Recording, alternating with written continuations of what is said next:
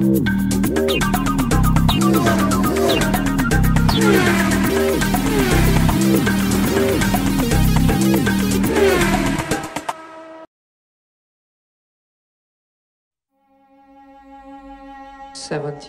I came to Europe to compete for the first time. It was pure driving, it was real racing, and that makes me happy.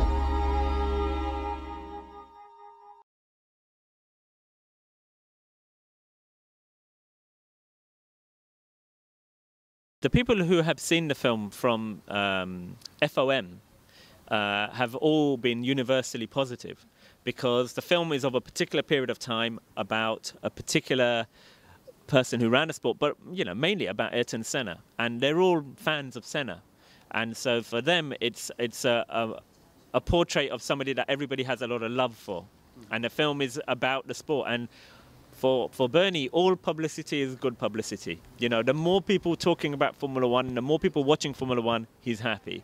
And so they have all been very, very helpful and very positive. And without them, we could never have made the film, because most of that footage, 90% of that footage, came from FOM. The producers initially had the idea to make a film about Ayrton Senna, James Gay Rees. He contacted Working Title, a production company who are owned or who are financed by Universal Studios. When he went there, one of the executives said, "Oh, you have to talk to my husband. He's mad about Senna. He's mad about Formula 1. So his name is Manish Pandey, and he's the writer." So Manish and James then contacted Viviani Senna and the family to get the permission to make the film. In the past, Oliver Stone had tried to make a film, Michael Mann had tried to make a film, Antonio Banderas wanted to play Senna, Walter Salas tried to make a film. A lot of people had tried, but for one reason or another, the films did not happen. So we were very lucky, but also James and Manish said from the beginning they wanted to make a documentary. So no actor was going to play Senna. That was the key. That was the key. So then we had the financing people interested, because Eric Fellner, who owns the company, is a big racing fan. We had Viviani Senna, who really trusted Manish, particularly because Manish is so passionate about Senna. Then they had to contact Bernie, and Bernie is the key person, because if Bernie says no, you got no film. So they went to contact him, and again, it's something about Senna. There's something about him that everybody loves him. I think he trusted the family to say, if you trust these guys, then we will trust them.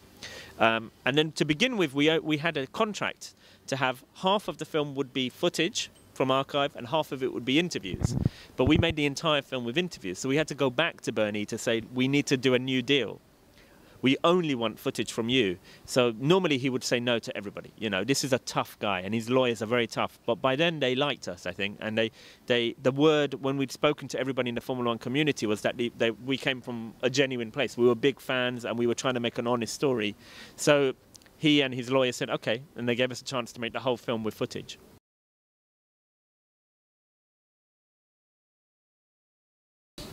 There were quite a few scenes that,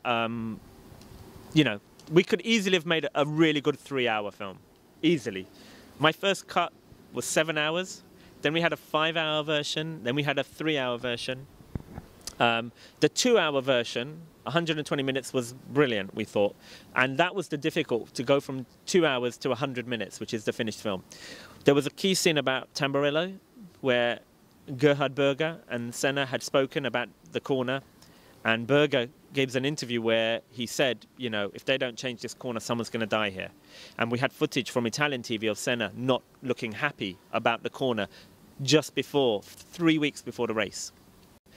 We had other footage, which was a very powerful scene when Senna is on a qualifying lap at Estoril and he jumps out of the car to save Eric Comas, who had a terrible accident. And Spa, sorry.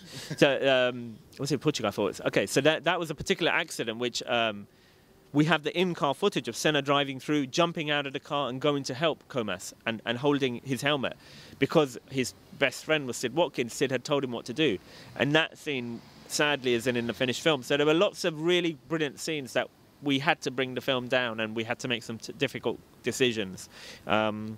And there were drivers' briefings. There were so many drivers' briefings which were powerful and amazing, and we just didn't have time to put them all in. Hopefully one day we'll be able to make a longer version. We need the film to do well so that we can afford to go back and ask Bernie again to give us more footage, because we have to buy more footage to put on another DVD or something like that, you know. So one day, hopefully. I think there's a lot of great drivers now.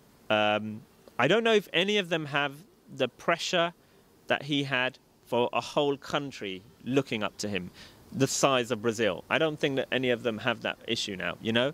So I know lots of them love Ayrton, Lewis, Alonso, all of them, most of the drivers. He was the hero, most of them, you know?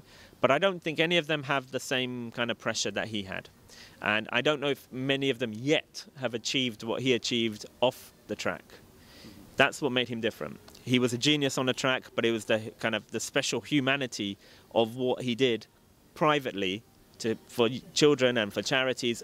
Quietly, he did that away from racing. I don't know. Maybe they are doing it, but I don't know yet.